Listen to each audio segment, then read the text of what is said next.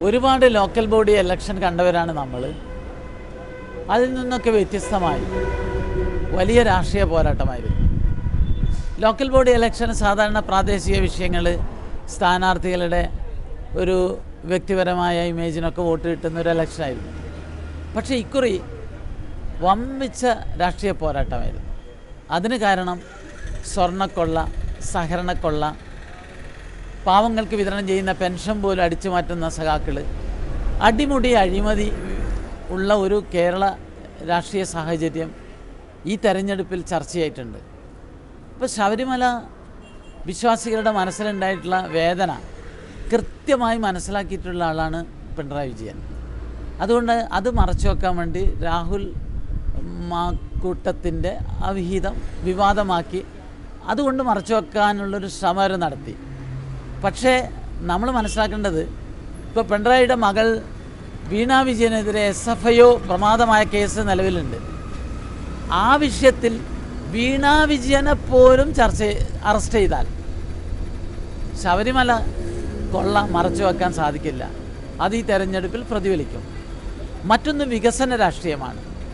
നരേന്ദ്രമോദിയുടെ വികസന രാഷ്ട്രീയത്തിന് യുവതലമുറയുടെ വലിയ പിന്തുണയുണ്ട് എന്നാണ് എനിക്ക് കാണാൻ സാധിച്ചിട്ടുള്ളത്. നമുക്കറിയാം, ഇന്ത്യൻ രാഷ്ട്രീയത്തിലെ ഗ്ലാമർ താരം ശശി തരൂർ നരേന്ദ്രമോദി ഫാൻസ് അസോസിയേഷൻ്റെ ഇൻ്റർനാഷണൽ പ്രസിഡൻ്റായ ഒരു സീസണിലാണ് ഈ തെരഞ്ഞെടുപ്പ് നടക്കുന്നതെന്ന് മനസ്സിലാക്കണം. അപ്പം ആ വിധത്തിൽ ഈ തെരഞ്ഞെടുപ്പിൻ്റെ ഒരു ക്യാമ്പയിനിൽ ഗൃഹസമ്പർക്കം നടത്തിയിട്ടുള്ള എനിക്ക് മനസ്സിലാക്കാൻ കഴിഞ്ഞത്, വീടുകളിൽ ചെല്ലുമ്പോൾ കമ്മ്യൂണിസ്റ്റ് കോൺഗ്രസ് കുടുംബത്തിലെ യുവതലമുറ നരേന്ദ്രമോദി ഫാനാണ്. അത് ഈ തെരഞ്ഞെടുപ്പ് പ്രതിഫലിക്കും. വികസന രാഷ്ട്രീയം ആണ് ഞങ്ങൾ ഉയർത്തിയത്, വികസിത കേരളം. അതിന് നല്ലൊരു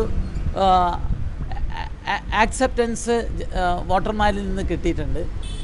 ഞാൻ പറയുന്നു, 13-ാം തീയതി വോട്ടെണ്ണി കഴിഞ്ഞാൽ റിസൾട്ട് പുറത്തു വരുമ്പോൾ കണ്ണൂർ കോർപ്പറേഷനിൽ തെരഞ്ഞെടുപ്പ് പ്രവർത്തനത്തിൽ കേന്ദ്രീകരിച്ച ഒരാളെന്ന നിലയിൽ ഞാൻ പറയട്ടെ, കേരളം മാത്രമല്ല ഇന്ത്യൻ രാഷ്ട്രീയം ശ്രദ്ധിക്കുന്ന ഒരു വൻ വിജയം BJPക്ക് ഇവിടെ ഉണ്ടാവും. കോർപ്പറേഷൻ ആര് ഭരിക്കണമെന്ന് നിശ്ചയിക്കുന്ന ഒരു നിർണായക ശക്തിയായി മാറും.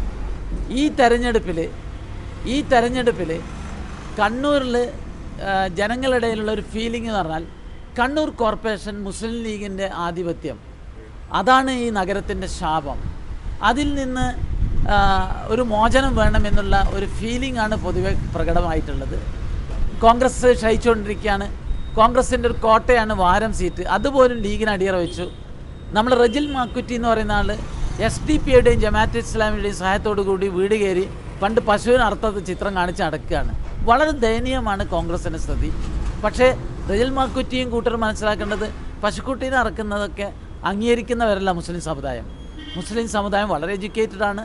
അവരൊന്നും ഇത്തരം മറ്റു മതങ്ങളെ അപമാനിക്കുന്ന കാര്യത്തിനൊന്നും കൂട്ടുനിൽക്കില്ല എന്നുള്ളതാണ് വസ്തുത. നമ്മൾ മനസ്സിലാക്കണം.